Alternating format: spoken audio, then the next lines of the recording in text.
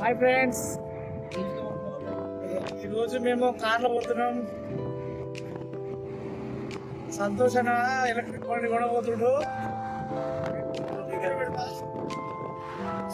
పెట్టిన తర్వాత ఫస్ట్ తీసుకోవడం కానీ పోతుంది.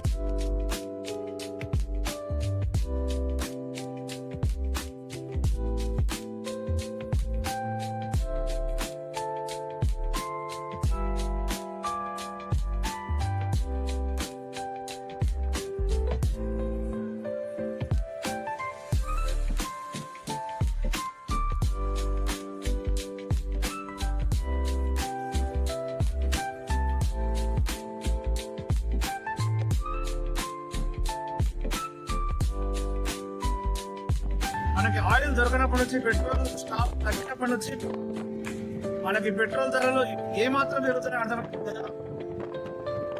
ఇప్పటికి 107 ఉండేది 117 వచ్చింది.